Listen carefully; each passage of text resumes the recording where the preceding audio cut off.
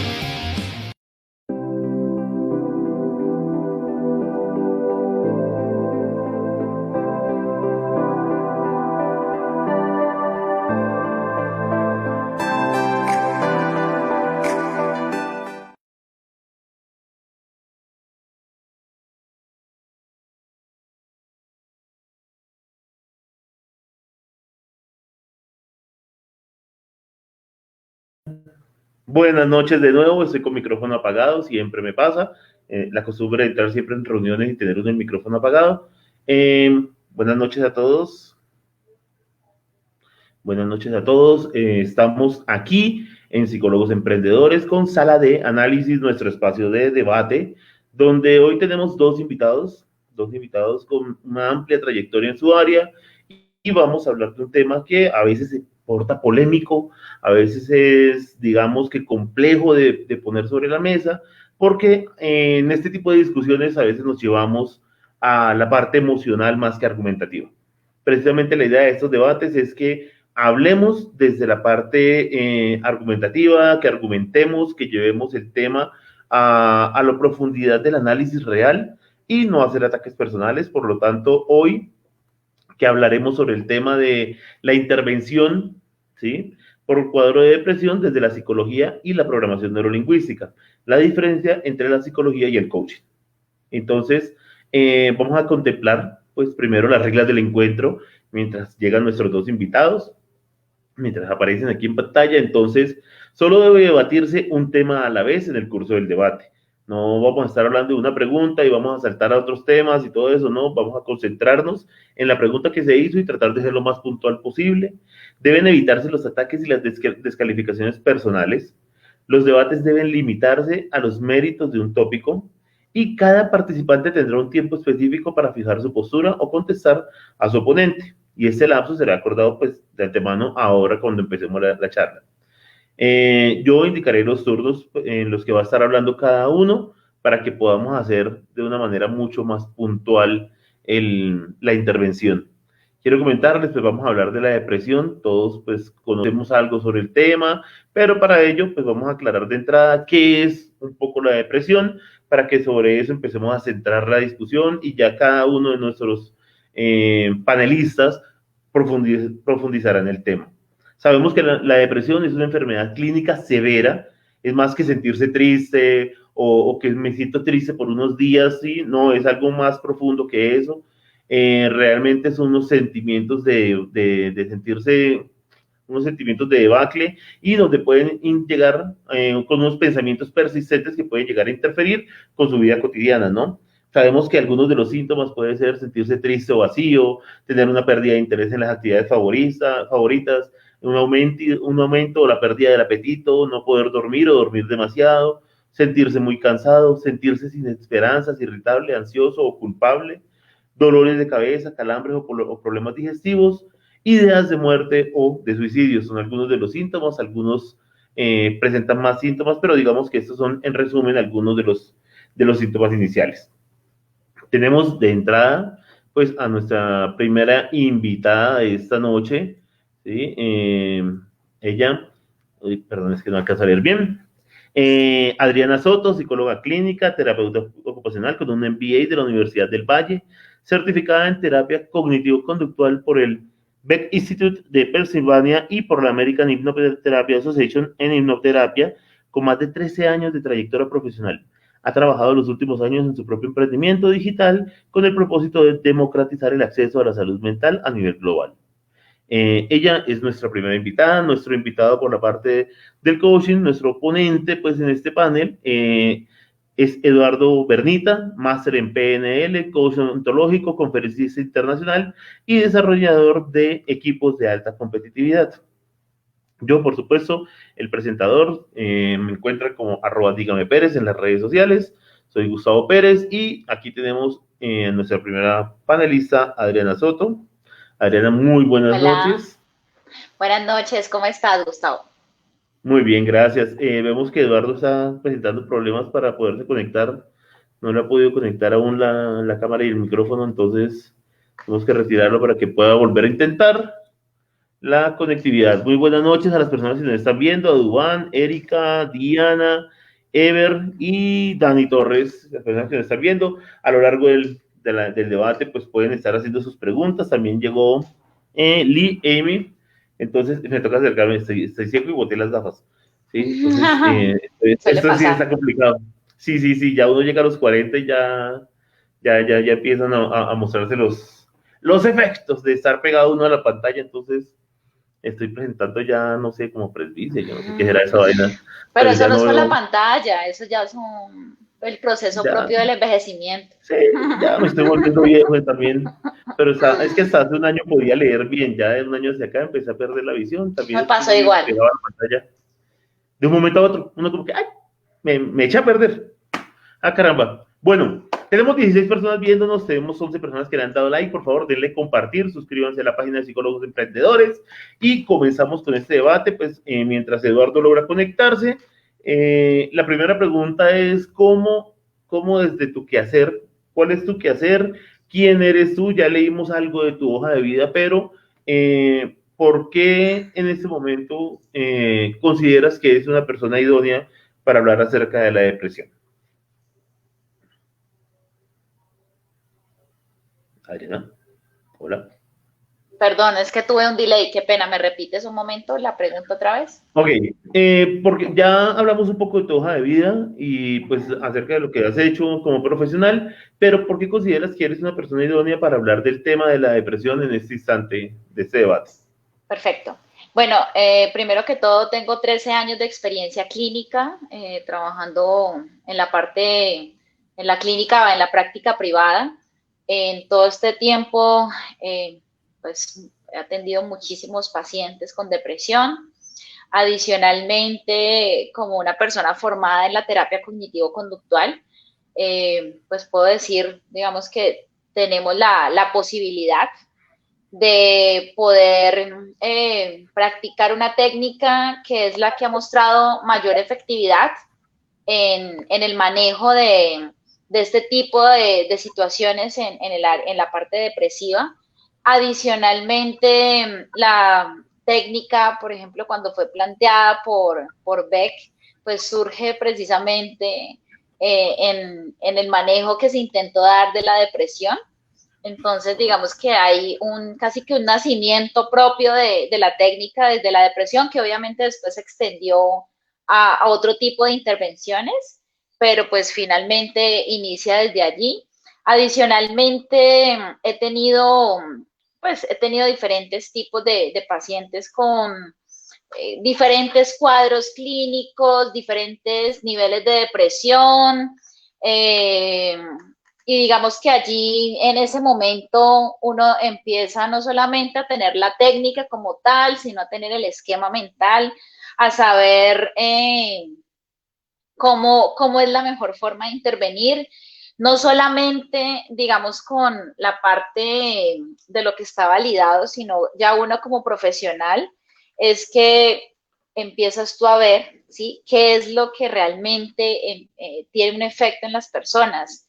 Y digamos que eso facilita poder ya tú tener claro cuadro respecto a qué es lo que a las personas les sirve. Yo creo que, bueno, algunos de los que me conocen y los que no, en mi formación profesional, el énfasis clínico que yo vi era el psicoanálisis, ¿sí? No fue la terapia cognitivo-conductual, esto fue ya un enfoque que tuve a nivel de posgrado, pero cuando yo empecé de pronto con esa parte, sentía muy difícil empezar a encontrar beneficios a corto plazo en cuadros clínicos complejos. Entonces, después de un proceso, después del pregrado en ese ejercicio primario como profesional, empecé a buscar alternativas y pues allí fue donde llegué a la terapia cognitivo-conductual, la cual practico hasta ahora. No sé si de pronto ahí respondí la pregunta, Gustavo.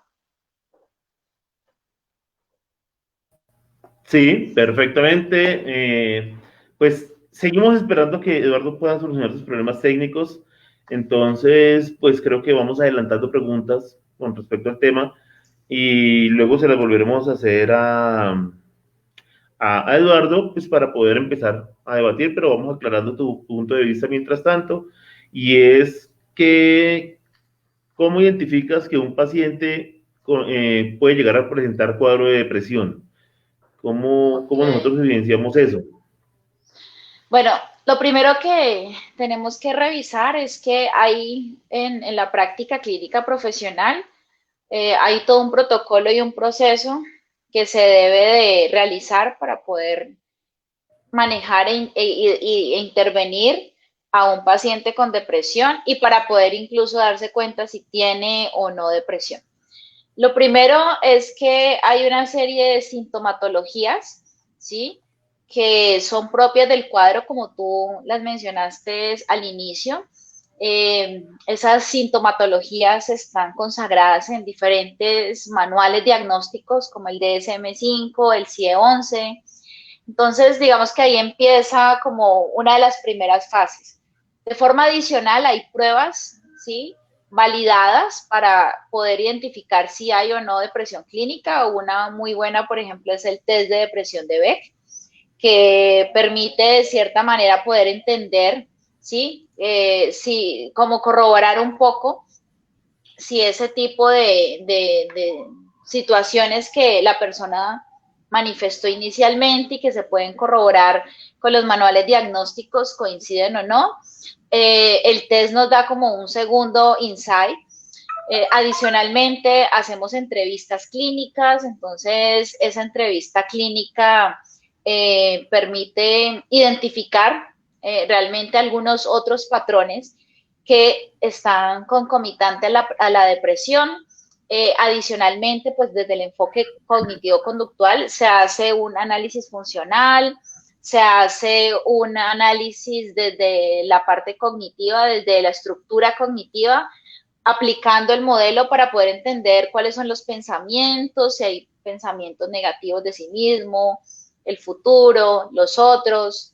Se revisa cómo está el estado emocional, las redes de apoyo que las personas tienen. Y digamos que congregando todo lo anterior, podríamos ya aproximarnos a efectivamente dar que tenemos ese cuadro. En algunos casos se requiere interconsulta con psiquiatría, en donde, digamos, se puede validar el diagnóstico o suponiendo pues que de pronto la persona esté teniendo alteraciones ya muy severas en lo funcional, se puede hacer también un acompañamiento psicofarmacológico con esa persona. Entonces, digamos que así como a grosso modo, te resumo un poco como lo que se hace usualmente en esa fase inicial de ese paciente con depresión. Muy bien, nuestra siguiente pregunta pues es, ¿consideras que una persona diferente pues a un psiquiatra o un psicólogo está capacitado para poder determinar un cuadro de depresión? No, para ¿Por nada. qué consideras que no? Porque Pues digamos que supongamos que este programa no lo vieran psicólogos, que sé que son como la mayoría de los que lo van a ver. Supongamos que esto lo viera alguien que no es psicólogo ni nada de la salud, un ingeniero, un arquitecto, no sé, cualquier otra persona, una ama de casa.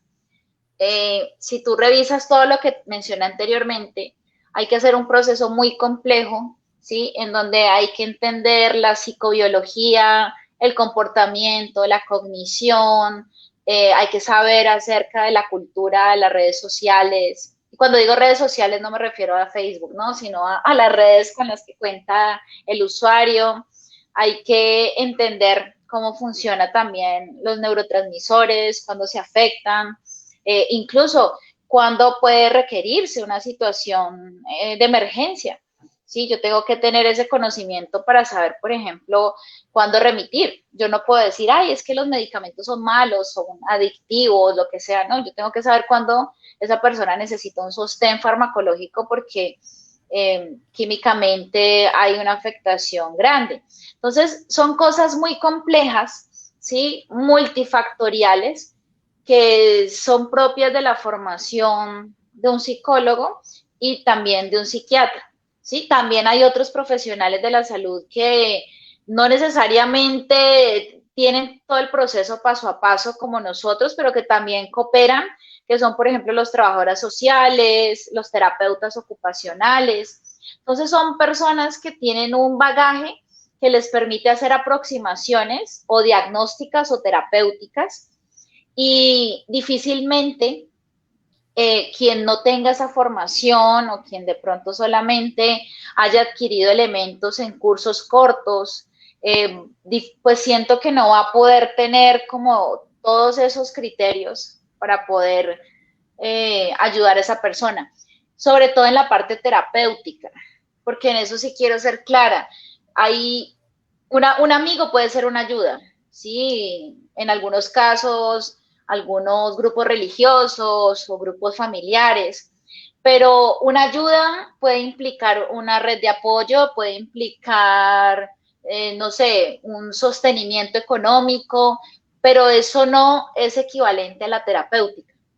Entonces yo, por ejemplo, puedo tener una red de apoyo o puedo tener algunos grupos vinculantes en los que yo tenga o los que yo me sienta bien, pero eso no significa que eso reemplace la intervención terapéutica. Yo puedo hablar con un amigo, llorar, desahogarme y finalmente esa catarsis puede ser interesante, pero eso no significa que eso sea una terapia. Yo puedo ir a un paseo, puedo irme de viaje, puedo comerme un helado, un chocolate y eso con seguridad va a hacerme bien y me va a elevar un poco los neurotransmisores, pero no necesariamente eso equivale a que yo hice una terapia, que es lo que muchas veces se vulgariza, ¿no? De pronto tú vas y alguien te reconforta o te dice algo bonito y es muy valioso, pero eso no reemplaza la terapia. O sea, eso no es equivalente es que mi terapia es irme de cine con mis amigos o mi terapia es irme de rumba. Pues sí, con seguridad usted se puede sentir bien, eso no está mal sentirse bien, pero no reemplaza la terapia. Entonces a veces pienso que se confunden. Digamos que algún tipo de formaciones o de manejos pueden confundir lo que es que alguien se reconforte momentáneamente o que alguien de pronto suba su estado de ánimo por un periodo corto con la terapia. Sí, entonces yo puedo de pronto en una, no sé, en una salida nocturna sentirme bien, pues digamos comparado a como estaba antes o como estaba la noche anterior, pero eso no equivale a que yo ya hice la terapia. Muy bien. El coach ontológico, que es pues lo que hace Eduardo, pero no ha podido conectarse, nos habla que el crecimiento que se basa, o sea, que se basa en un proceso fundamental, que es un proceso liberador del sufrimiento y de las creencias condicionales que nos limitan como personas. Él nos indicaba anteriormente que en la depresión, pues a él no le interesa tanto el pasado, sino el presente y el futuro como tal de la persona, y por eso trabaja como en temas como de este momento y mirar qué sucede en este instante para lograr un mayor bienestar y efectividad en el logro de los resultados que interesan. Entonces, ¿qué opinión tienes con respecto a esa posición que tiene la gente que hace coaching ontológico y que trabaja también en la intervención de terapias con la depresión o no? Pues a ver, yo no soy una amplia conocedora del coaching, o sea que de pronto ahí ya me corchas porque pues no tengo, o sea, lo conozco, sé de cosas, pero no me atrevería como a generar una afirmación respecto a eso. Nunca me ha quedado claro la diferencia entre el coaching y el coaching ontológico. Eh, pues digamos, desde la parte de filosofía entiendo lo que es la ontología, pero cuando lo contrasto con lo que los coaches ontológicos me dicen, no logro encontrar, no encuentro encontrar la correlación, entonces me pierdo. De igual forma, el PNL pasa lo mismo, entonces no me atrevería como a decir nada en relación a eso. Lo que sí es cierto es que en muchas investigaciones científicas, y eso sí te lo puedo asegurar, que ahorita incluso podemos hablar respecto a las fuentes que yo uso para validar esa evidencia. La programación neurolingüística no ha logrado tener un aval que permita identificarla como una estrategia de intervención en el área de la salud, ¿no? Porque finalmente aquí estamos hablando de eso. Yo no estoy diciendo que no funcione, yo no estoy, digamos, no tengo esa investigación, no tengo ese manejo, pero lo que sí sé es que en una empresa, por ejemplo, si yo tengo un equipo de trabajo y quiero mejorar el liderazgo de un jefe o quiero, no sé, de pronto mejorar los equipos o quiero trabajar algunos puntos específicos, el coaching sí ha mostrado algún tipo de manejo y de mejoría en esos ámbitos. Esto sí tengo evidencia de que funciona en esa parte específica, sobre todo por algunos artículos que en algunos momentos leí en la Harvard Business Review.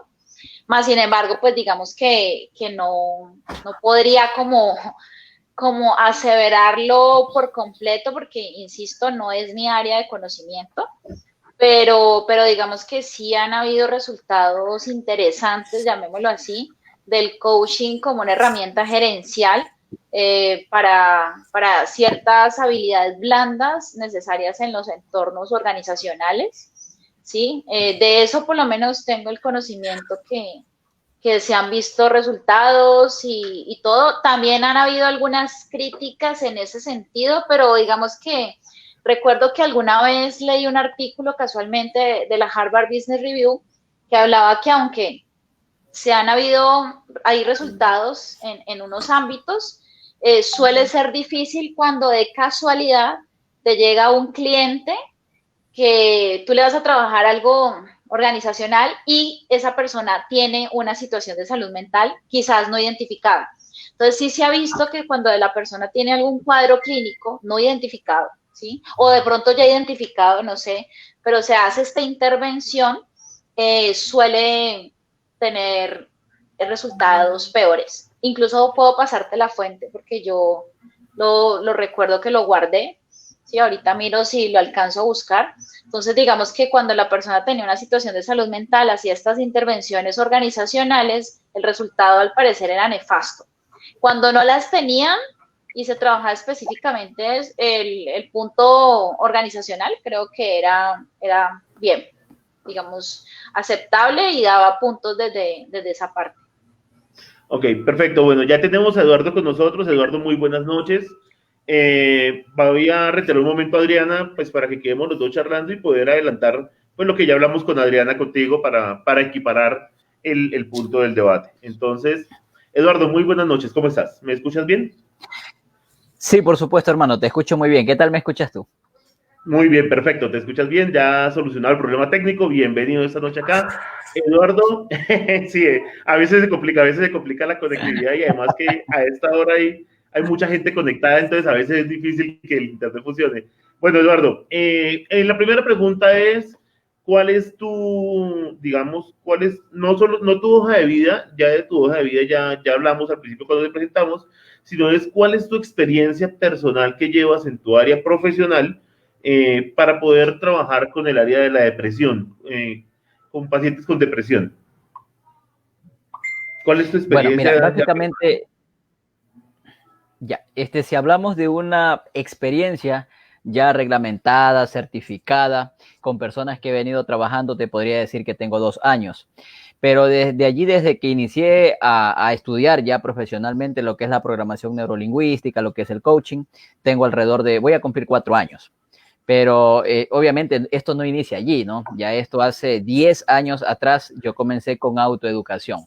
Entonces, primero como que a irme formando ciertos conceptos, vi que esto me gustaba y entonces pasaron algunos años, pasaron alrededor de 5 a 6 años, donde ya decidí empezar a hacer esta actividad profesionalmente, aprendiendo las herramientas, las técnicas, haciendo terapias de inmersión profunda.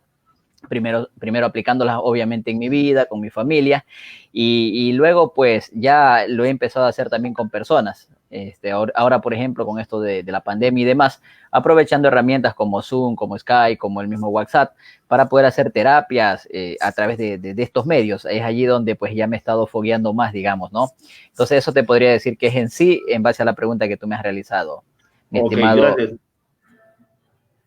Ok, gracias, Eduardo. Eduardo, la siguiente pregunta era, bueno, ¿cómo haces para identificar a una persona que presenta una depresión? O sea, no, más allá de ser una persona que esté triste o algo así, ¿cómo sabemos que no es solo tristeza o aburrimiento porque a un evento específico lo tiene de pronto bajo de emotividad, de expresión, para poder comprender que es una persona que tiene un problema de depresión? ¿Sí? ¿Y cómo haces para identificarlo y cómo haces para diagnosticar este problema? Bueno, primero como programador neurolingüístico, digamos, como toda persona, pues cuando me toca salir por allí, qué sé yo, a una reunión social, qué sé yo, necesariamente en esos ambientes yo no ando viendo quién de pronto necesita alguna terapia o cosas así, ¿no? Pero sí cuando las personas vienen a mí, cuando las personas me buscan, entonces desde la programación neurolingüística yo no les pregunto qué les pasa. Hay un dicho que dice bastante popular y que le veo que tiene bastante, pues digamos, realidad, bastante verdad, es que los ojos son las ventanas del alma. Entonces hay personas que a veces aparentemente su corporalidad me dice que están excelentes, que están bien, se mueven, están ágiles y demás, ¿no?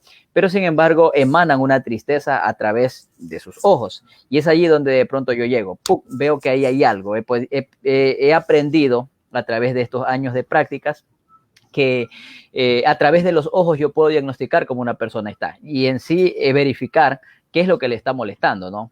Problemas, por ejemplo, depresivos hoy en día por lo de la pandemia, quizás problemas con su esposa, con sus hijos, laborales, etcétera, ¿no?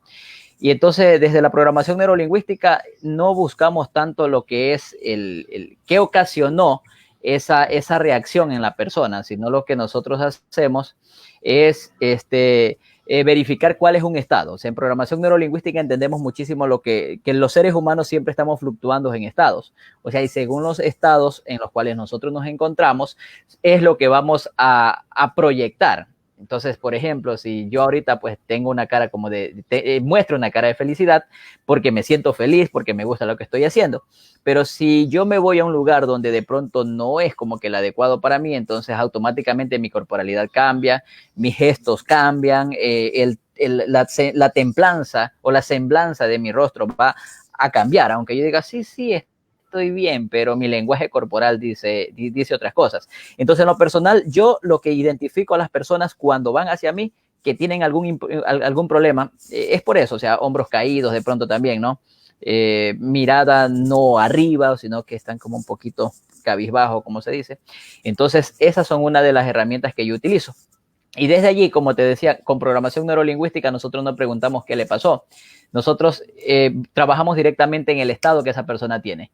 Y en el lapso de 10 minutos le puedo hacer cambiar un estado a una persona a través de una parábola, a través de una anécdota, a través de una vivencia, o simplemente llevándole a algo que le hizo feliz, el nacimiento de un niño, la primera vez que concretó una venta, la primera vez que compró su casa, su carro, etcétera. Entonces, así es como nosotros en programación neurolingüística manejamos este tipo de temas.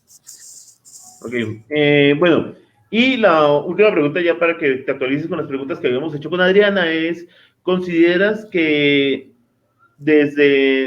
o sea, hay otro, la psicología, la psiquiatría, son, digamos que, ¿cómo lo organizo para hacerte la pregunta hacia el lado tuyo? Porque ya se lo pregunté hacia el lado del coaching. Bueno, ya, digamos que hay un determinado momento en el que tú, en el momento en que estás interviniendo con una persona, decides remitirla a un psiquiatra o a un psicólogo o haces la terapia completa tú solo. Bueno, dependiendo el grado clínico, hay personas que tienen tan alterado el sistema nervioso, que ya eso está bien crónico, allí sí de ley que necesita ya un tratamiento a través de antidepresivos. ¿Por qué razón? Nuestro cuerpo, nuestra mente es tan poderosa que produce todos los neurotransmisores que nuestro cuerpo necesita para funcionar bien. Entonces, ¿qué pasa? Que cuando una persona ha afectado tanto a través de sus pensamientos repetitivos, ¿no? Desde la óptica de la programación neurolingüística, entonces esa persona ha dañado su sistema nervioso, esa persona está envenenada con cortisol y como pues un hábito normalmente para que esté instalado y que perdure dentro de nosotros como humanos, por lo general se lleva 60 días. Entonces, si esa persona ya pasó más de 60 días, lo que está viviendo es un hábito depresivo bien profundo. Le gusta estar en esa zona cómoda por diferentes cosas. Quizás desde allí manipulan a alguien o cosas así, ¿no? Porque el ser humano, al tener una mente tan inteligente, nuestra mente siempre nos va a dar algo con lo cual nosotros estar felices. Y si yo me siento feliz, aunque parezca que no estoy feliz, por eso estoy deprimido, porque me siento en un estado que me gusta, porque quizás siento la simpatía de gente que no la he tenido. Entonces, básicamente lo que yo hago es eso de allí. Si la situación no está tan grave, no está tan complicada, entonces obviamente, como te digo, en el lapso de 10 a 20 minutos, nosotros le podemos dar nuevas directrices, nueva visión, crear nuevos mapas neuronales dentro de la persona para que pueda de allí en adelante irse recuperando. Pero ya cuando la situación es profunda, entonces sí lo derivamos a un psiquiatra o alguna persona que ya le dé tratamientos a través de medicinas y demás, ¿no? Ok, bueno, vamos a vincular ya a Adriana, ahora sí, para poder hacer la pregunta a los dos. Hola Adriana. Hola. De nuevo. Ya, hola Eduardo, ¿cómo estás? Adriana, qué placer de verte. Hola, buenas noches. Lo mismo. Buenas noches. Bueno, nuestra siguiente pregunta ya entra en un aspecto un poco más crítico y es cuando nosotros vemos que una persona que tiene una depresión, que estamos hablando con esta persona y llevamos ya un tiempo de intervención que sucede a menudo y esta persona empieza a tener ideaciones suicidas, ¿cuál es nuestro accionar desde cada una de las cosas que hacemos cada uno de nosotros para poder atender esta situación? No sé quién quisiera comenzar. Qué pena, es que tuve como un pequeño... Se me fue la señal. ¿Me puede repetir otra vez? Ok, bueno, como le voy a repetir la pregunta, de una vez también aprovecho para poder poner como una reglita con respecto a eso para agilizar el debate, y es que van a tener 2 minutos para contestar la pregunta. Cuando a ustedes les falta 1 minuto, va a aparecer este contadorcito aquí arriba, ¿sí? Ahí al lado donde está Eduardo aparece el contadorcito. Ah, ya lo ¿sí? vi. Que les queda 1 minuto para terminar la pregunta, ¿no es cierto? Para poder agilizar.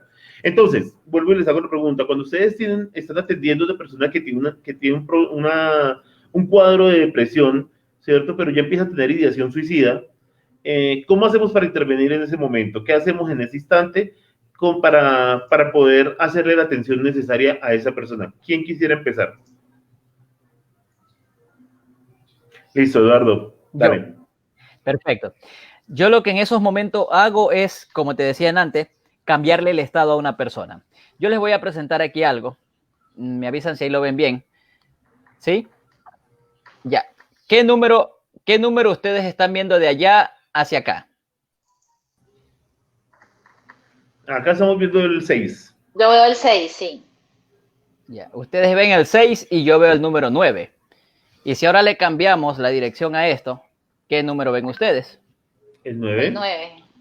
y yo veo el 6. Entonces, el gran detalle dentro de los seres humanos es que siempre estamos viendo el 9 o estamos viendo el 6. Si una persona ha caído en un cuadro depresivo bastante grave, significa que solo está viendo el 9 o que está viendo el 6. Entonces, ahí entro yo como terapista, como coaching, al momento de empezar a acompañar a esa persona desde la programación neurolingüística. Lo que hago es hacerle ver otros puntos de vista, tal y como el ejemplo de ahorita. Entonces, si la persona está deprimida, si se siente triste, si se siente que nadie lo quiere, si se siente que el coronavirus es un monstruo que está allá afuera y que si él va a salir seguramente se lo va a comer.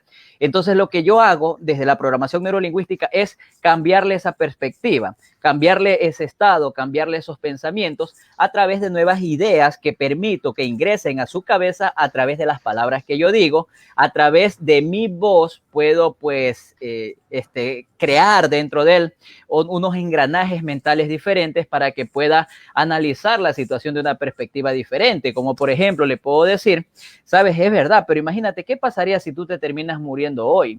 ¿Tienes alguna otra persona que te interese más en esta vida? Pues mira, digamos que la persona dice, sí, tengo a mi mamá. Entonces, ¿tú amas a tu mamá o prefieres ver sufrir a tu mamá? Pues la verdad yo la amo, ¿sabes? ¿Y sabías tú que tu mamá está sufriendo por eso? Entonces le comienzo a cambiar la forma que él tiene de ver el mundo, de ver la depresión, de ver la situación que está pasando, y así es como yo tengo excelentes resultados con mis clientes, con las personas que llegan y dicen, oye, no sé qué hacer. Lo mismo pasa cuando de pronto una persona quiere hacer un negocio o quiere comenzar algún emprendimiento. Cualquiera de estos detalles me funciona de mil maravillas. Ok, muchas gracias. Adriana. Ok, entonces respecto a cómo intervenir, pero digamos en general o en una situación posible de suicidio. O sea, la persona empieza a manifestar que tiene ideas suicidas. Ok, ya, listo. Bueno, en ese caso, lo primero que hay que tener en cuenta es que eso es un alto riesgo, o sea, eso prende las alarmas clínicas y es una persona que si llega a mi consulta con ideación suicida, bueno, hay diferentes escalas, ¿no? Porque a veces una cosa es la ideación, otra cosa es el intento, otra cosa es si la idea es estructurada o no. Pero en general, para mí eso es un elemento de alarma, se remite a psiquiatría para poder que también haya un proceso de valoración. Yo identifico cuáles son sus grupos o sus redes de apoyo para poder revisar qué ha pasado. Cuando se hace la entrevista clínica, el análisis funcional, los test de pronto y se evidencia pues que hay un caso de depresión moderada o severa, ya digamos que nosotros empezamos o sea, lo primero digamos en un caso en que hay ideación suicida, como te digo, es empezar a evitar el posible riesgo. ¿Por qué? Porque es una persona que puede irse a su casa a pesar de haber estado en consulta e intentar suicidarse. ¿Sí? Eso puede pasar, entonces primero lo que tengo que hacer es minimizar el riesgo al máximo si yo veo a esa persona descompensada y con riesgo. Después de que esa parte se gestione, incluso en algunos casos, digamos que a veces se necesita internación dependiendo pues de cómo esté la persona. Por eso en la interconsulta psiquiátrica, pues eso se termina de validar para poder que este profesional también nos ayude como parte del equipo. Cuando ya de pronto esa parte de riesgo está controlada, aunque las ideas persistan, pero pues digamos que ya no hay como ese temor de que pueda suceder, la intervención inicia desde poder identificar cuáles son los pensamientos automáticos que la persona pueda entender o de cierta manera poder tener claro cuál es cómo estos pensamientos automáticos son los que de cierta forma permean su emoción.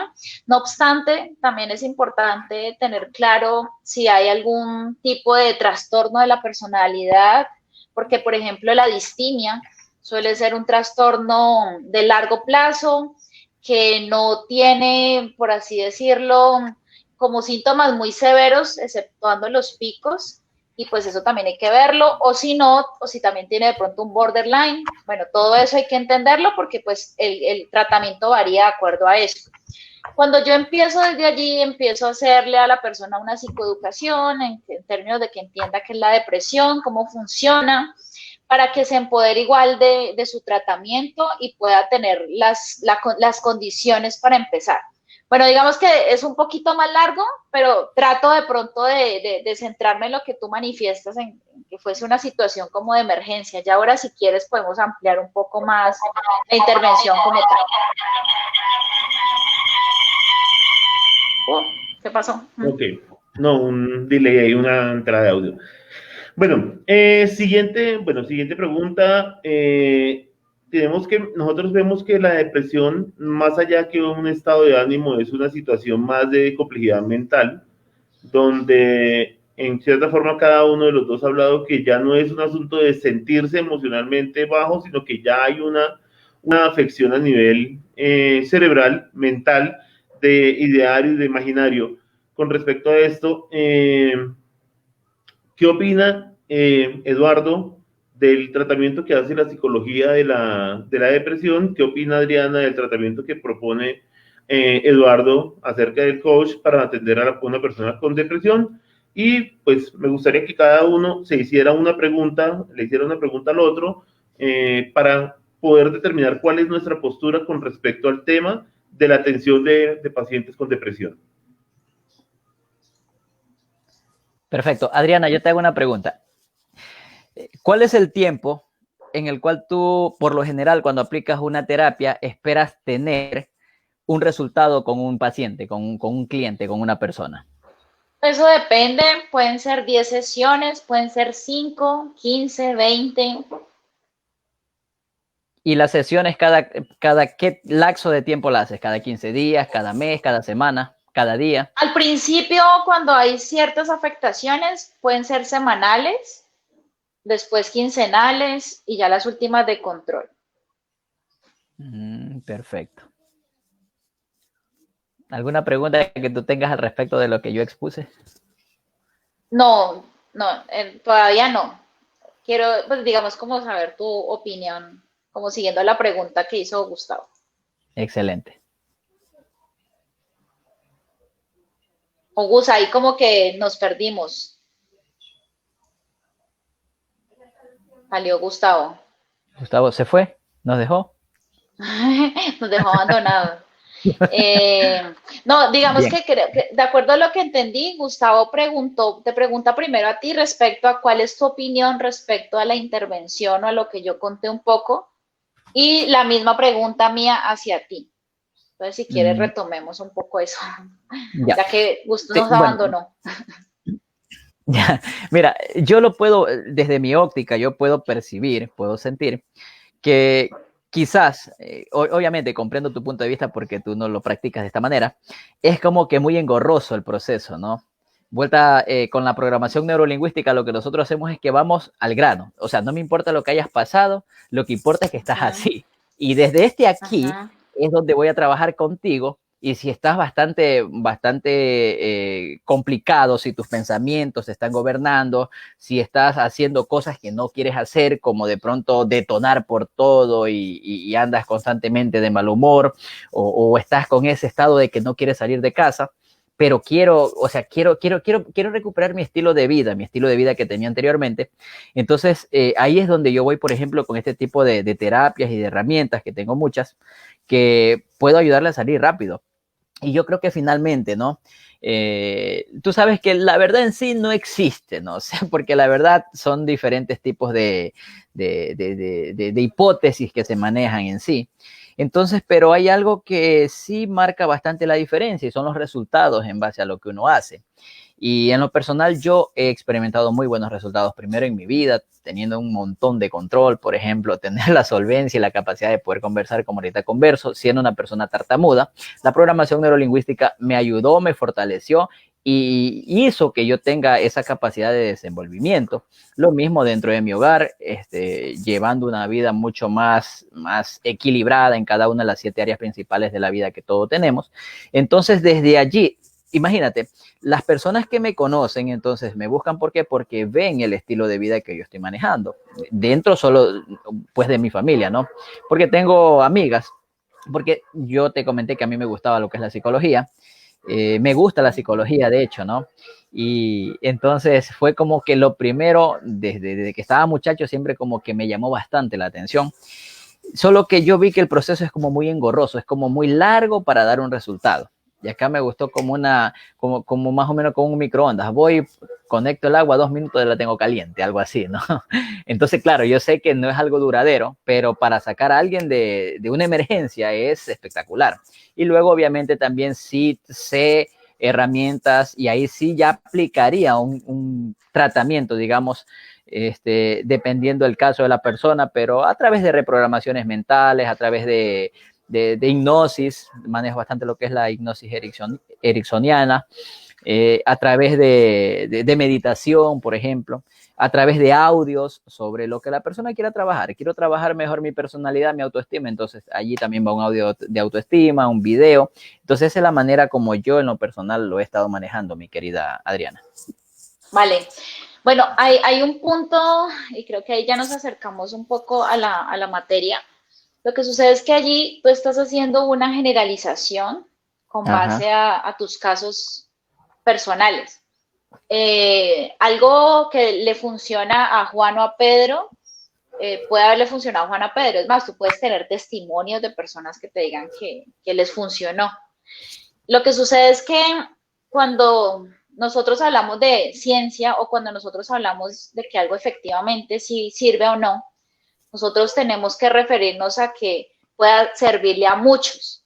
Es más, sin ir muy lejos, la famosa vacuna del coronavirus, ¿sí? Finalmente, con todo esto de la vacuna y los estudios, lo que las personas necesitan saber es que la vacuna sirva, ¿sí? Entonces, Ajá. si se la aplican a 5 personas y esas personas se curan, pero se la aplican a 95 más y esas no se curan, significa que de 100 personas, 5 se curaron y 95 no.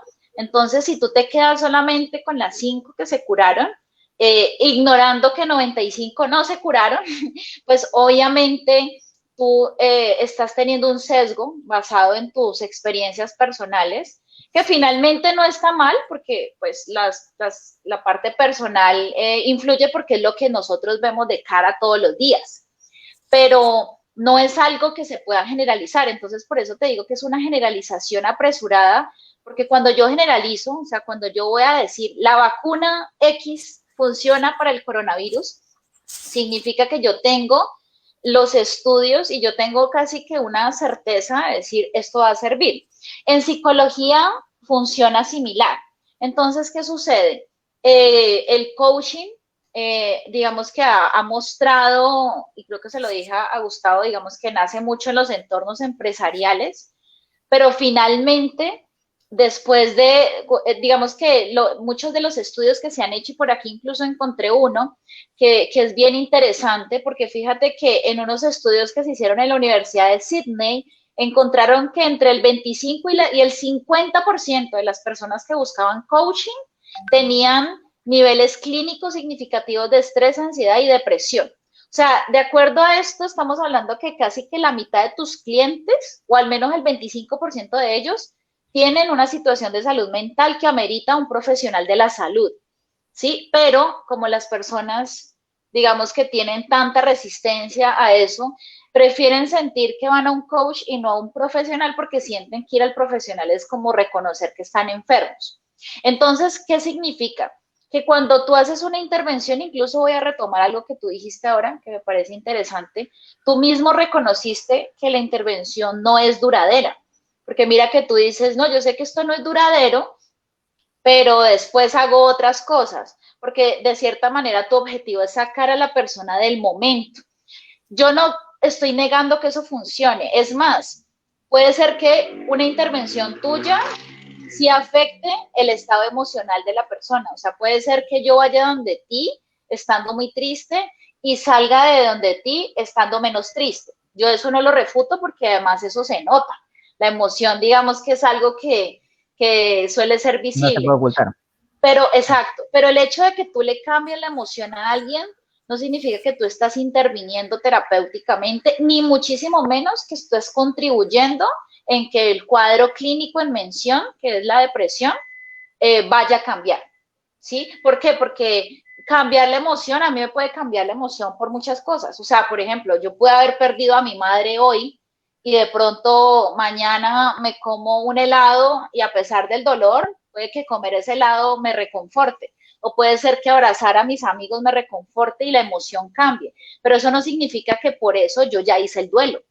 ¿Por qué? Porque el duelo es un proceso. Entonces, cuando tú hablabas que la psicología era engorrosa y que la psicología era como mucho, sí, como muy pesada, es porque finalmente los procesos humanos son complejos.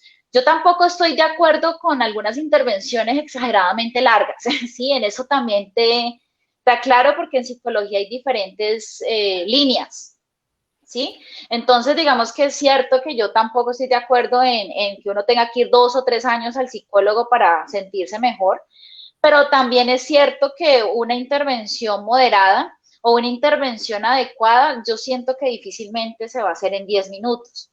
O sea, tú puedes cambiarle la emoción a alguien en 10 minutos. Es más, yo puedo prender un video, ver un video en YouTube o en TikTok y me puedo reír y eso me puede cambiar la emoción en 1 segundo, en 50 segundos, que creo que es lo que duran esos videos. Pero eso no significa que mi depresión o mi ansiedad o bueno, el cuadro que yo tenga mejore. Ahí volvió nuestro moderador.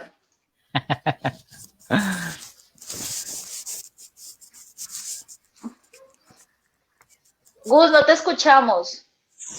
Yo creo que se quedó.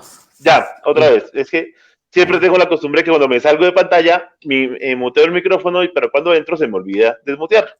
Pero ya, bueno, los estaba escuchando los dos, una postura muy interesante desde ambos puntos.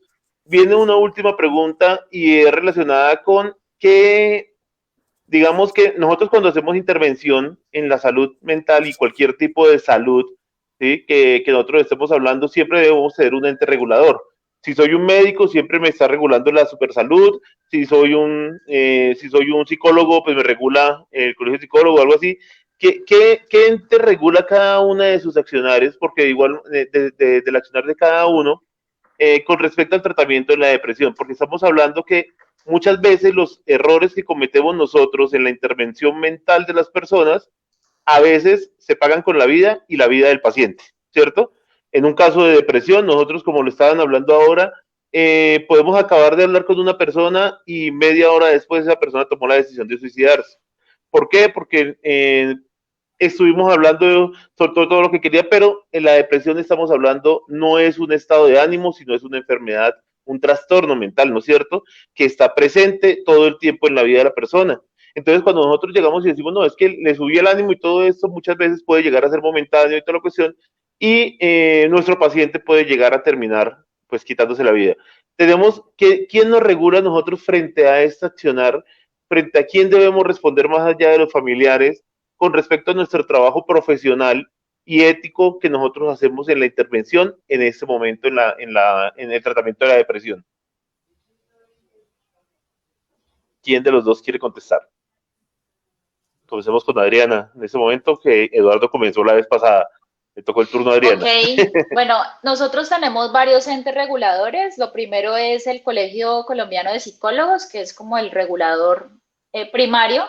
Es una agremiación que vela por la práctica ética y científica de la psicología, en donde hay una serie de procedimientos que se esperan que los profesionales graduados manejen para poder precisamente garantizar que se está dando una atención ética, primero que todo, porque debe ser ética, científica, en términos que efectivamente ayuden al paciente, y, digamos, reglamentaria. El segundo ente que también, digamos, está detrás de todo lo que hacen los profesionales de la salud, porque digamos que la psicología es mixta, en algunas facultades está en humanidades, en otras está en salud, en otras está en pedagogía, pero finalmente la psicología clínica, o sea, el psicólogo que trabaja en este ámbito está regulado por la salud y esa implica una regulación en el Ministerio de Salud, o bueno, eso es el equivalente en todos los países. digamos que cada país tiene su colegio de psicólogos, su ministerio de salud, entonces ante el ministerio tú debes llevar tu diploma, tu tarjeta profesional que se expedía por el colegio, y en este ministerio de salud, pues digamos que te avalan y tú tienes una responsabilidad profesional.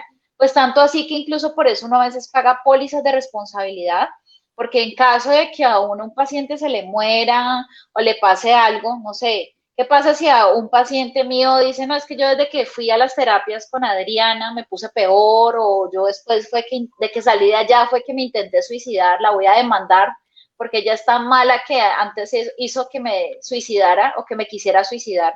Entonces ese tipo de intervenciones pueden ser juzgados como mala praxis profesional.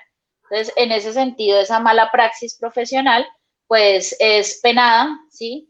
Tanto profesionalmente como penalmente. ¿Eso qué significa? Que si yo cometo una mala praxis, dependiendo de las investigaciones que se generen respecto a la misma, puedo ser sancionada con la tarjeta profesional, que puede ser una suspensión o definitivamente que me la quiten, pero también por el sistema judicial, o sea que yo podría pagar multas, tener que pagar dinero o ir a la cárcel por haber cometido pues una mala praxis. Hay casos, por ejemplo, aquí en Colombia, de pronto, bueno, para que ahorita contextualicemos, porque Eduardo no es de Colombia, pero en Colombia hace unos años hubo un caso de una psicóloga que ella se fue a la cárcel por una mala praxis. No sé cuántos casos más hayan, pero el de ella fue muy célebre, porque hubo un chico hace unos años que se suicidó. Él era un chico que tenía una pareja gay en su mismo colegio, y la intervención de la psicóloga se basó en tratar de, digamos, de persuadirlo para terminar esa relación. Parece que el colegio era cristiano, entonces se enredaron un poco los principios del colegio. Ella violó el secreto profesional, le manifestó el caso a la directora, habló con los padres de la pareja del chico, y el chico pues entró en una situación a raíz de eso de salud mental que no fue debidamente manejado y terminó tomando la decisión de suicidarse.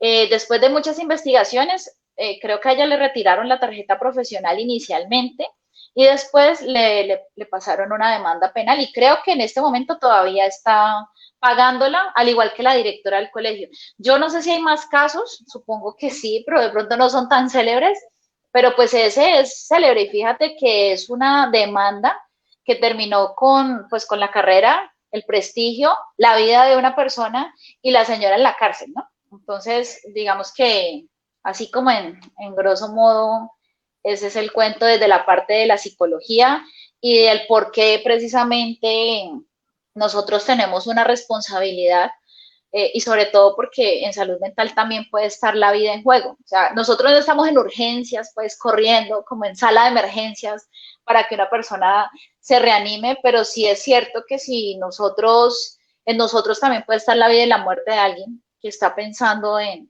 hacerse algo o en hacerle algo a alguien también, ¿no?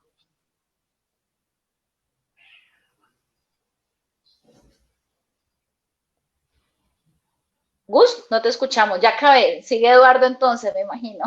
Sí, Eduardo, continúa así, de nuevo, micrófono apagado otra vez. Perfecto, excelente. Bueno, nosotros como coach, obviamente tenemos nuestras certificaciones, tenemos nuestros títulos, no es que también no somos profesionales en lo que hacemos porque, bueno, específicamente no tenemos un ente en cada país que nos va regularizando, pero existe algo que es que nosotros como profesionales tenemos que aprender a desenvolvernos de la mejor manera posible para que no pasen casos como lo que tú acabas de comentar, Adriana. Porque yo conozco muchos amigos que han estudiado coaching, que han estudiado conmigo, que han estudiado programación neurolingüística y ni siquiera sus propias vidas, ni siquiera sus propios hábitos los han podido cambiar. Entonces, ¿cómo puedes cambiar o cómo cómo tú pretendes ayudar a alguien cuando de pronto ni tus propios demonios los has podido controlar hasta cierta forma, ¿no? Como decimos en PNL.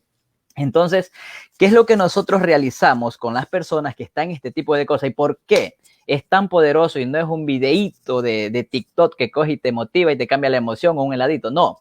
¿Sabes por qué nosotros hacemos este tipo de cambio en las personas? Porque nosotros hacemos preguntas y las preguntas son respuestas en programación neurolingüística, en coaching. No hay nada más profundo que eso. La psicología, ¿qué hace?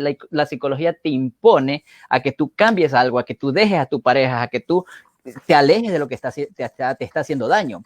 Pero, ¿qué es que sucede? Que cuando tú le dices a alguien que se aleje, es como que le dice, abrázate más. O sea, oye, suéltate del cactus. No quiero, es que me siento bien, pero te está doliendo. Sí, pero me siento bien.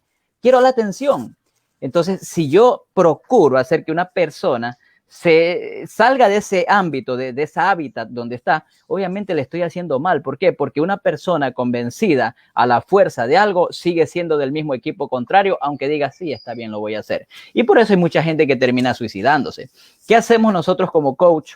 Lo que hacemos es tomar con mucha responsabilidad la vida de la persona, la emoción de las personas, el estado que está viviendo esa persona. Eso jamás lo ignoramos porque es una vida y con las vidas no se juega. Y mucho menos vamos a jugar con nuestro prestigio, porque la parte mental sí influye en un 85% de las decisiones y de las acciones y de cómo nosotros nos sintamos en la vida.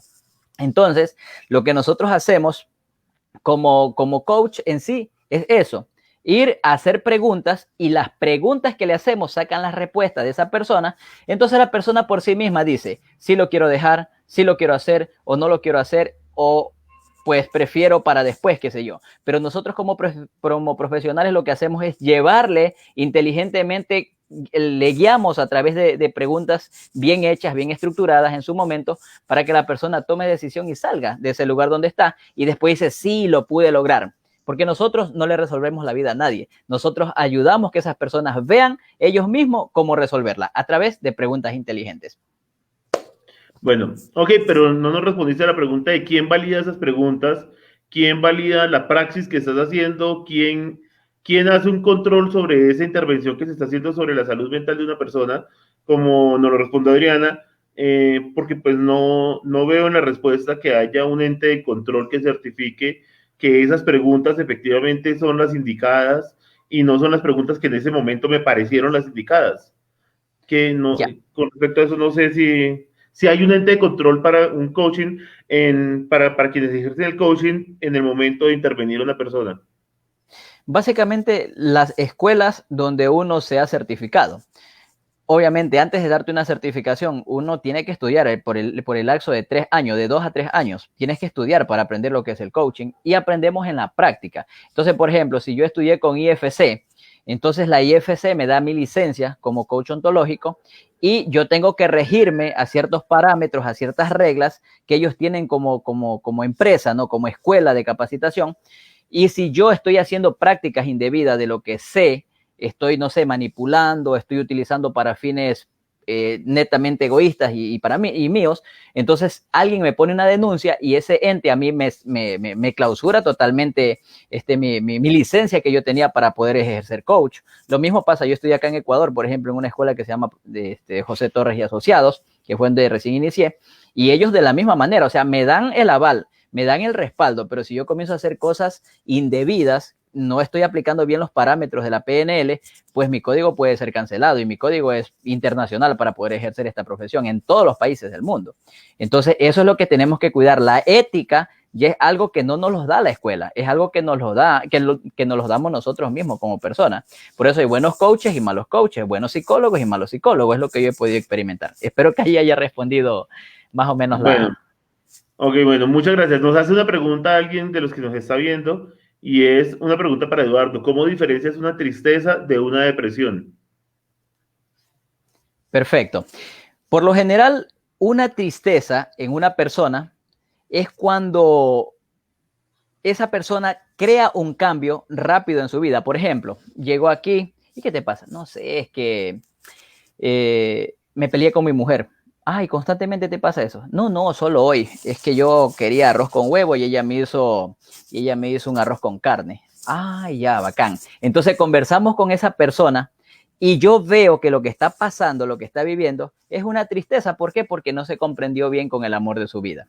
Esa es la diferencia entre tristeza. Tristeza es algo pasajero. Nosotros constantemente, yo también paso por tristezas, ¿no? Me enteré de que falleció un ser querido, me enteré de que falleció un amigo que está convaleciendo en un hospital y yo me siento triste, pero luego me recupero y voy y pues obviamente le doy mi mano amiga, mis palabras de aliento a esa persona. Pero ya una depresión ya es un cuadro depresivo, valga la redundancia, profundo. ¿Por qué? Porque una persona deprimida es alguien que ya ha venido practicando día tras día, años tras años, pensamientos dentro de su mente, maquinando ideas, maquinando cosas que finalmente terminen este producto. Estoy deprimido. Y con una depresión realmente hay que saber trabajar con diferentes matices, porque una depresión ya es un cuadro bastante clínico donde a veces incluso la capacidad de razonar que tenemos en los lóbulos prefrontales son ofuscadas. ¿Por qué? Por las ideas y por todo lo que a nosotros como humanos en sí nos está pasando. Entonces, no sé si más o menos allí puede que le haya encontrado la respuesta a la pregunta que hace nuestro querido Face Vidente. Bueno, yo antes de hacer la última pregunta, quiero pues decir hacer como una introducción al tema, y es que a veces consideramos que la depresión tiene un rostro triste, ¿no es cierto? Que la persona depresiva tiene un rostro triste, tiene una vida oscura, a veces no puede ser luz para otra gente que lo rodea. Pues me encantaría pues, poner la imagen antes de hacer la siguiente pregunta, porque este es el verdadero rostro de la depresión. Aquí nosotros observamos el verdadero rostro de la depresión. Un actor que todo el mundo conoció, Robin Williams, excelente comediante, una persona que hacía stand-up comedy, que todos los que estaban al lado de él dicen que era una persona extremadamente alegre, siempre los hacía reír, siempre estaba alegre, siempre traía una palabra de ánimo para todo el mundo, y su cuadro depresivo fue el que lo terminó llevando al suicidio. Entonces muchas veces imaginamos que la depresión es la persona que está triste y demacrada, pues, que se le nota el aura, ¿sí? de tristeza y dolor, y muchas veces es todo lo contrario. Nos dice aquí una persona de las que está hablando, de las que nos está escribiendo, que nos dice esto. Laura Dayana nos dice: los depresivos odiamos las preguntas. A veces cuando empezamos a preguntar, nos terminan dando la respuesta que queremos escuchar para evadir las preguntas. Entonces, esta última pregunta, ya para poder hacer el cierre o para dejar el espacio a que la gente que nos está viendo nos pueda preguntar también cosas, es frente a esta dificultad, frente a este cuadro depresivo, nosotros, ¿cómo hacemos para empatizar con nuestro paciente, cliente, pues con la persona que estamos atendiendo?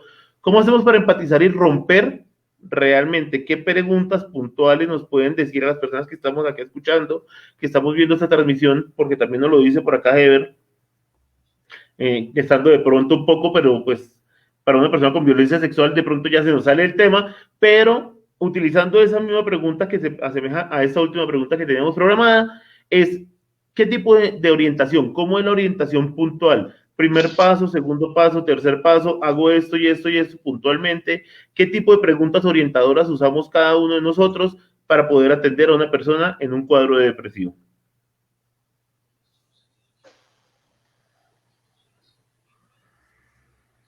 ¿Sí me oyeron? Sí. Sí, ¿comienza quién? ¿Comienzo yo? ¿Comienza Adriana? No sé, Adriana, ¿quisieras comenzar o Eduardo quisieras comenzar? No, que empiece Eduardo. Ok, Eduardo, tu turno. Perfecto, muy bien.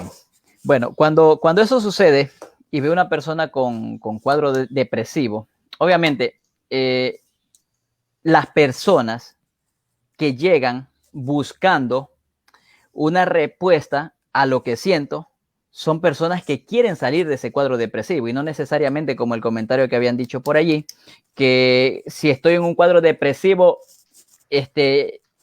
es como que voy a evadir la pregunta que me están haciendo para dar otra y yo sentirme bien.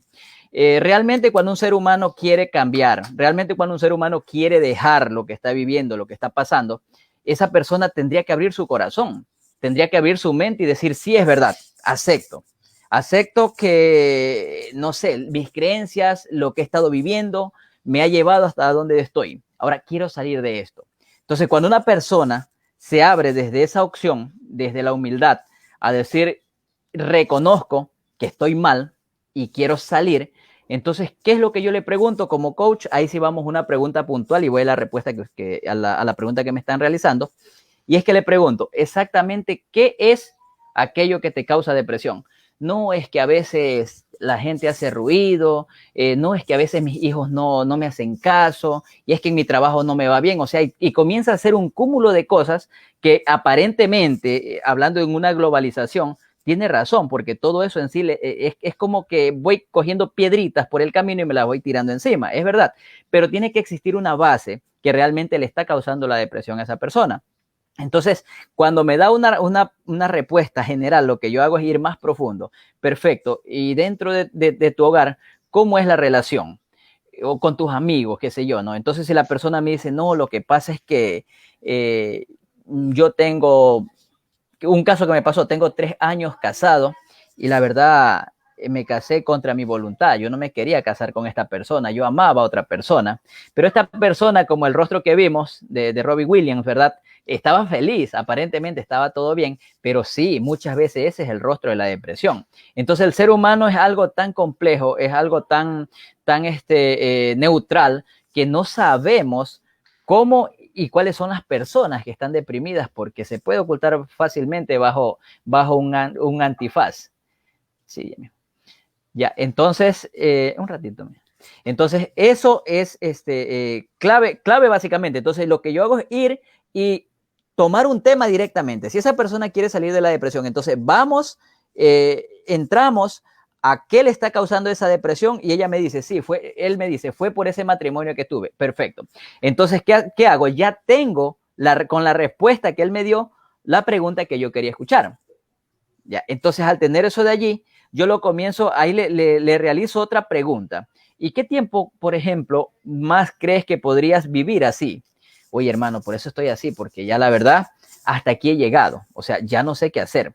Entonces, cuando la persona ya no sabe qué hacer y ya he llegado, ya sé que lo que está causando la depresión es eso, que no es todo lo que me está pasando por acá, entonces ahí ya le llevo a otro proceso, que es que puedo utilizar una parábola, puedo utilizar ejercicios, por ejemplo, como el de la mesa, que utilizamos, que habla sobre las creencias, ¿no? Por ejemplo, donde nosotros, si tenemos creencias que somos afectuosos, entonces es porque los pilares de la mesa, que son cuatro patitas, tienen ciertas creencias que hacen que piensen que yo soy afectuoso. Pero si muy por el contrario, resulta que yo pienso que no sirvo para nada y que he tomado malas decisiones, entonces las patitas de esa mesa es las que están haciendo que yo me sienta como me siento. Y luego pues trabajo también con lo que son terapias de regresiones mentales para encontrar dónde se presentó ese inconveniente, eso que él quiere mejorar, eso que él quiere dejar, y desde allí empezamos a trabajar en una reprogramación mental. Así es más o menos como nosotros lo realizamos dentro de lo que es el coaching. Gracias. Adriana. Bueno, hay algo como antes de responder que dijo Eduardo que me llama la atención, porque Eduardo habla que el coaching ve hacia el futuro y los psicólogos nos quedamos en el pasado. Entonces no entiendo el sentido de una terapia de regresión mental. ¿Cómo? No, a ver. O sea, claro, tú me dices que tú nosotros mismo vemos dijiste que parte del de lo engorroso es que los psicólogos, no sé, como que nos ponemos a escarbar el porqué en el pasado, mientras que los coach trabajan en el presente y el futuro. Entonces, si eso es así, ¿por qué porque tú haces una terapia de regresión mental? No entiendo. Ya, es que son herramientas según los casos. Por ejemplo, si yo ya veo que lo que está sembrado en su inconsciente es una parte de cosas que no ha sanado, entonces es una herramienta llevarlo hacia ese lugar, hacia ese espacio que esa persona le causó ese dolor y desde allí pues ayudarle a sanar. O sea, son herramientas. Esa es una de las herramientas que se utilizan. Ajá. Ok. ¿Y para qué es importante saber en qué momento de la vida la persona generó esas creencias? Es importante saber en qué momento esa persona generó esa creencia, porque al llegar a la raíz de esa creencia, utilizamos, por ejemplo, a través de lo que son vista, oído, de lo que es bueno, eso se llama lo que es la parte kinestésica, ¿ya? Utilizamos sensaciones que a esa persona le hizo vivir el cuadro que vivió en ese instante y luego le cambiamos el papel. Es decir, por ejemplo, esa persona está deprimida porque recuerda eso, pero a full color, con sonidos fuertes dentro de su mente y siente esa sensación de tristeza horrible. Entonces, ¿qué hacemos nosotros como programadores neurolingüísticos? Es bajarle la voz a eso que la persona está escuchando en su pasado, quitarle el color, el matiz de los colores a eso que él está viendo con tanta intensidad que le causa la depresión y hacer lo que se desapegue de ese estado que esa persona está viviendo en ese pasado a través de este tipo de herramientas. Entonces la persona se va a ver desde afuera y va a ver, uy, qué ridículo me veo, ¿no? Por una situación del pasado, vengo y ahorita estoy deprimido en el presente. Entonces esa imagen ya sin color, ya sin color, en blanco y negro, con el sonido totalmente bajito de lo que él escuchaba y con esa sensación de que estoy deprimido, le tomamos y, por ejemplo, le hacemos que esa persona se imagine que está delante de una pantalla y en esa pantalla está ese yo que no quiero y entonces lo comenzamos a minimizar una vez que ya está sin color y sin sonido. Y luego que lo minimizamos totalmente, lo ocultamos y en ese momento comenzamos a colocar un patrón de hipnosis dentro de él para que él comience a sentir, a ver y a escuchar el tipo de persona que él quiere ser. Entonces le intensificamos los colores de esa persona que tú quieres ser, cómo te ves, cómo te paras, ¿ya? Luego lo que hacemos también es que le hacemos que él se escuche toda aquella sensación de eso que él quiere, o sea, de ese control personal que él quiere tener, y luego que él sienta ya ese poder personal. Entonces, para eso vamos al pasado, para empoderar a la persona, y cuando la traemos al presente, en ese momento la persona dice, wow, me siento excelente, me siento bien. Como la Así máquina del tiempo de Volver al Futuro. Podría ser, pues sabes que, mira, eso me encanta de la programación neurolingüística porque es algo neutral. La programación neurolingüística no se cierra que yo tengo la razón, sino que siempre puede ser o no puede ser. No es una ciencia exacta. Esto de acá varía mucho, ¿no? Varía de cabeza en cabeza, de personas en personas. Entonces, así, pero esos son los casos que en sí he podido experimentar y he tenido con compañeros también que practican programación neurolingüística, con mis maestros, de hecho, de la misma manera. O sea, los seres humanos son una cosa bien compleja. Así es. Sí, de acuerdo. Pero veo que el pasado finalmente sí es importante, pero tengo varias preguntas. O sea, por ejemplo, ¿por qué? Por ejemplo, si yo tengo, no sé, si yo tuve una relación difícil con mi papá o con mi mamá, pues esa relación difícil se tuvo que haber materializado en muchísimos momentos complejos, no solo en uno. Siento que lo que tú dices es como que esa persona llega a un punto, como a un punto de inflexión, no sé, ese día en que todos los niños se rieron de él y él quedó traumatizado y a partir de ahí generó una creencia, no sé, de que él era feo, de que tenía baja valía y a partir de ahí su vida se cambió. Pero realmente las creencias se constituyen de forma más compleja. Las creencias no es por un hecho, son por muchos. Entonces, ¿cómo hacen? ¿Hacen varios viajes al pasado o todo lo hacen en una vuelta? Porque de acuerdo a eso, finalmente, digamos que la persona puede recordar las cosas vívidamente cuando tiene estrés postraumático, por ejemplo. Eso sí es una de sus características, pero en muchos otros casos lo que se ha visto es que antes el cerebro confabula. Y la confabulación, ¿qué es? Es que yo empiezo incluso a cambiar cosas que realmente no pasaron, o sea, completo. Como que tengo lagunas y relleno lo que no recuerdo. Entonces, finalmente, volver a un punto de dolor y volvérselo a hacer vivir no podría tener el efecto contrario de revictimizar a la persona o quizás, no sé, generarle un estrés innecesario cuando realmente el que él reviva ese hecho no le va a cambiar la creencia. Te comento que, bueno, se tiene resultados con este tipo de terapias porque específicamente lo que se está haciendo es trabajando un punto en específico. Por ejemplo, por eso antes de iniciar un proceso, lo que hacemos es preguntarle a la persona qué le gustaría trabajar. ¿Quieres trabajar, por ejemplo, la procrastinación? ¿Quieres trabajar el cumplimiento de tus metas? ¿Quieres trabajar mejor tu autoestima? ¿Cómo tú te ves? ¿Cómo quieres proyectarte ante la gente? Entonces, el meollo es que cogemos un punto y ese punto que la persona quiere trabajar, nos centramos en él para no generalizar y luego trabajamos esa parte. Y de ahí en adelante, obviamente, si la persona dice, ¿sabes qué? Quiero trabajar, no sé, mi relación con las mujeres. He tenido 5 matrimonios y todas me han salido malas. Entonces el problema no son las 5, sino que de pronto está dentro de sí, ¿no? Entonces vamos a trabajar esa parte y de la misma manera escogemos dónde, de qué modelo esta persona aprendió lo que aprendió y está practicando eso que lo está haciendo inconscientemente. Entonces tomamos ese tipo de modelos de esa forma, pero siempre específico. O sea, ¿qué queremos trabajar? ¿Qué quieres mejorar? Ya. Bueno, a ver, listo, Gus, qué pena.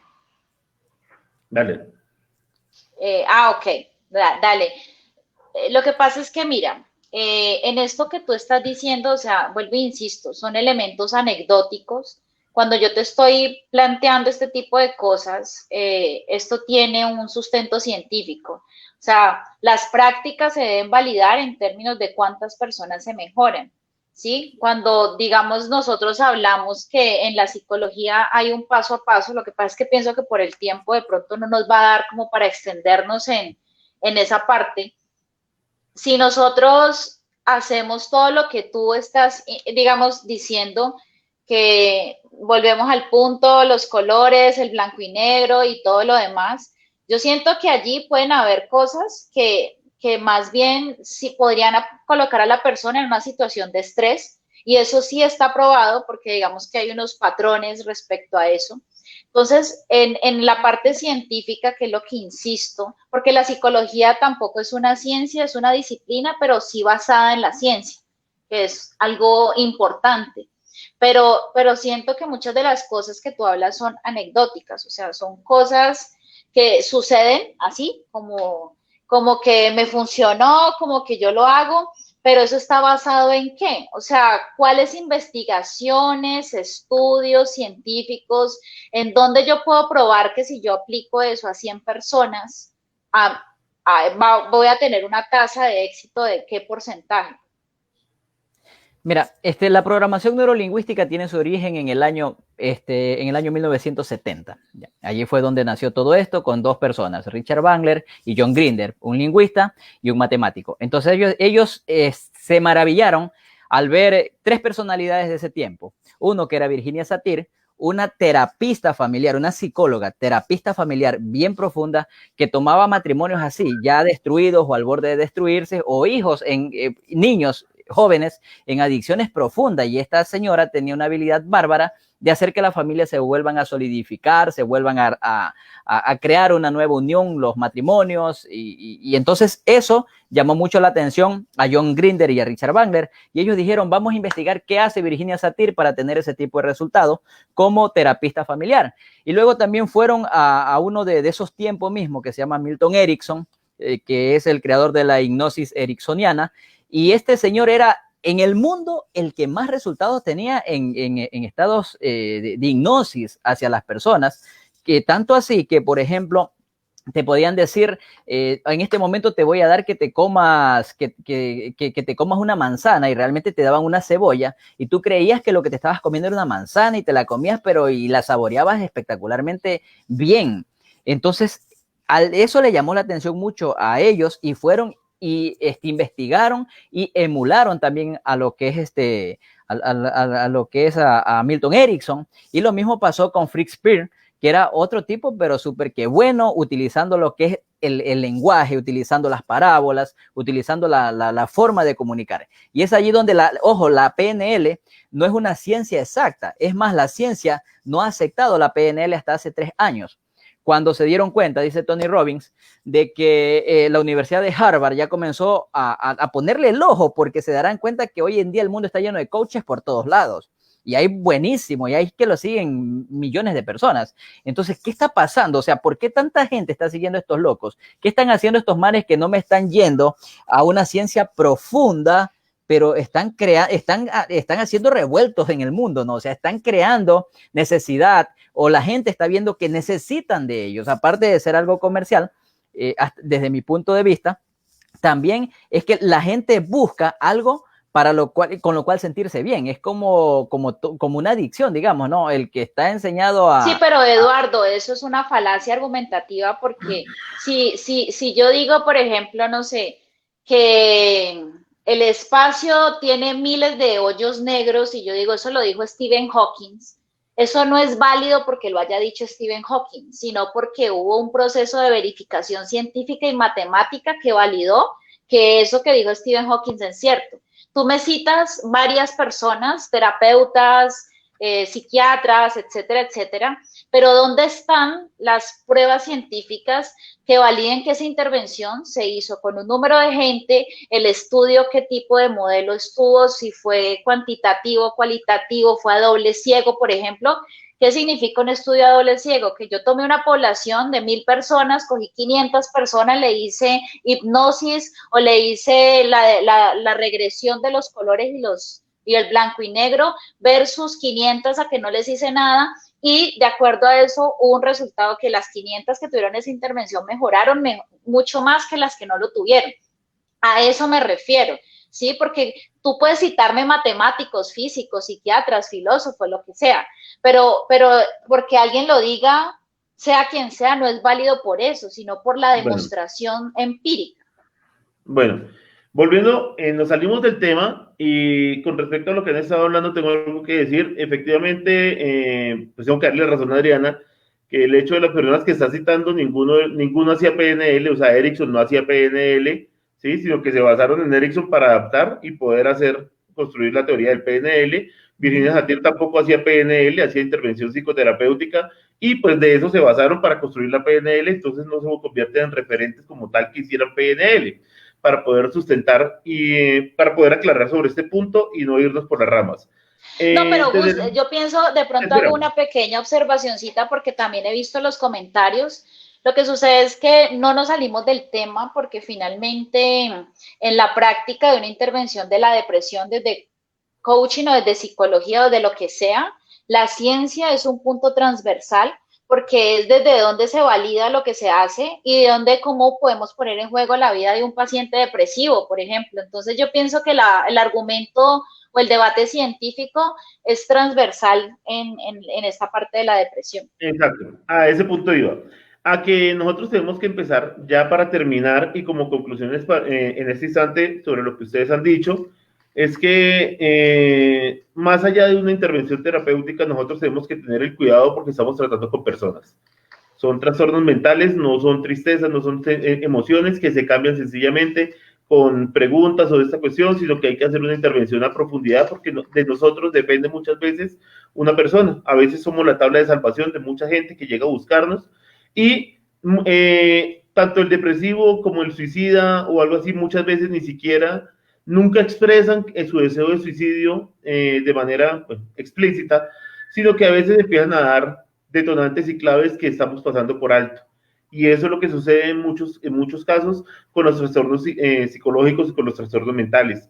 La invitación, pues para todas las personas que nos están viendo, ya para ustedes en este momento, pues se nos acaba el tiempo, son las 8:30, pero queda la discusión abierta, queda el tema abierto, en el sentido en que ya escucharon ustedes las dos partes explicando cada uno su postura. Lo interesante de estos debates no es que nos vayamos en discusiones abiertas y que de pronto terminemos, sino que cada uno escuche la postura del otro y de esa manera ampliar nuestro mundo, ¿no es cierto? Cada uno escuchar las personas que nos están viendo, escuchar las posturas, fijarse en por qué creo o no creo en el coach, por qué creo o no creo en la psicología, por qué está de acuerdo, por qué no estoy de acuerdo. Y esto, como debate, nos van a ayudar a construir mes tras mes, porque va a ser una vez al mes que vamos a hacer estos debates, nos van a ayudar a construir y ampliar nuestro mundo y fijar nuestra idea. A veces no esperamos que el otro nos convenza, no esperamos que el otro convencer al otro, sino fundamentar lo que yo creo con respecto al tema que estamos hablando. La invitación, pues para cada uno. ¿La base de datos de virus que, ha sido actualizada? alguien se le actualizó la base de datos de virus. A mí no. En ese momento, o sea, la invitación a cada uno, tanto Eduardo como Adri, y a cada persona que nos está viendo, tengamos cuidado que nosotros estamos tocando vidas. Nosotros tocamos vidas con lo que hacemos y eso es un asunto de responsabilidad. Haya o no haya un ente de control, es nuestra responsabilidad como seres humanos, por encima de todo, de cualquier profesión que tengamos, es salvaguardar la vida de las personas. Ya, como ya lo vimos con Robin Williams. ¿Por qué lo digo? Porque de la misma manera que por ahí Laura nos está escribiendo desde hace mucho tiempo, también es una persona con depresión. Soy una persona con depresión también diagnosticada y hago stand-up comedy, hago comedia, hago narración, soy una persona muy abierta, pero tengo mi cuadro clínico de depresión también, y escuchándolos a los dos, podría llegar a refutar a alguien, ¿sí? Entonces, a veces nos quedamos cortos a la hora de dictaminar, porque la depresión es algo tan extraño y tan diferente en cada persona que no podemos sacar fórmulas mágicas para poder hacer atención. Y pues con esto ya quisiera despedir la noche. No sé si quieren hacer algún comentario final. Sí, yo creo que por cuestión de tiempo nos faltó tiempo porque el tema es amplio. Así es. Bueno, yo la verdad, encantado que me hayan invitado a esta comunidad. A la verdad, yo soy de las personas que piensa que si algo, sea ciencia o no sea ciencia, si me sirve, si me ayuda a ser feliz, si me ayuda a ser mejor persona, si me ayuda a salir de la situación que estoy pasando, yo creo que tiene que ser una de las herramientas adecuadas, porque finalmente los seres humanos no venimos a esta vida a ser perfectos, venimos a ser felices, venimos a disfrutar el poco o mucho tiempo que tengamos sobre la faz de la tierra. Entonces, pasémoslas de la mejor manera, y nosotros que hacemos este tipo de ayudas, tanto psicológicas, psicólogos, como coaches, como programadores neurolingüísticos, lo hacemos yo más que nada desde el corazón como una vocación para poder ayudar que la vida de las personas sean mejor. Entonces siempre mi enfoque es eso y por eso busco profesionalizar y hacerlo de la mejor manera, porque sé y entiendo que las vidas de las personas no son un juego, tiene que ser una responsabilidad moral, uno pues actuar desde allí y también y también profesionalismo en lo que se hace. Muy de acuerdo con eso. Yo les agradezco mucho igual por la invitación. Adriana, que tengas una excelente noche, mi estimada. Lo mismo, Eduardo. Bueno, para terminar, quiero decirles también, bueno, suena muy bonito lo de que vinimos a ser felices y todo eso, pero tristemente el cerebro humano no está programado para ser feliz únicamente, sino para tener todas las emociones y todos los sentimientos ahí, y hay unos que priman más que otros, y es complejo poder llegar y decirle a alguien que sufre de depresión que sea feliz. Hermano, porque la gente, porque la gente no entrena la mente. Ese es el detalle. Si las personas entrenáramos nuestra mente con lo que vemos, escuchamos, créanme, nuestras vidas cambian. Con eso sí cierro, de verdad. Sí, claro, bueno, el cambio es preciso en general, pero digamos que yo abogo y hago esto como cierre, en que no se pueden confundir intervenciones que cambian el estado de ánimo o intervenciones terapéuticas. Probablemente quedamos en deuda, Gustavo, con ampliar un poco la parte de la intervención desde la psicología. Algunas personas estaban preguntándolo, es cierto, por tiempo podemos hacerlo después con muchísimo gusto, pero pues es claro que el espacio era corto y pues nos tocaba resumirlo, pero bueno, podemos hacer un extra. Sí, dimos unas buenas pinceladas acerca del tema para que cada una de las personas que nos estuvo viendo, para cada uno de nosotros hacernos una idea de cómo ve la perspectiva cada persona. Estamos viendo diferentes lados del vaso, eso sí es verdad. ¿Sí? Estamos viendo diferentes lados del vaso y cada uno lo describe desde donde lo está viendo. ¿Sí? Hay unos que lo ven desde un lado, otros lo ven desde el otro lado, otros lo vemos desde adentro. ¿Sí? Estamos viviendo esta situación y de igual manera la invitación para todos ustedes, síganos comentando ahí, sigan poniendo los comentarios, haremos lo posible, y la invitación a ustedes dos, lean los comentarios que hizo la gente ahí y pueden darle respuesta a cada uno de esos comentarios para que podamos abrir un debate también escrito. Y no sé, quisiera cerrar de pronto con el Instagram de cada uno de ustedes. Eduardo, ¿cómo te pueden encontrar en Instagram? A ver, en Instagram me pueden encontrar como Master, por aquí lo tengo, porque yo más utilizo mi Facebook personal. Ya, pero estoy en Instagram como... A ver.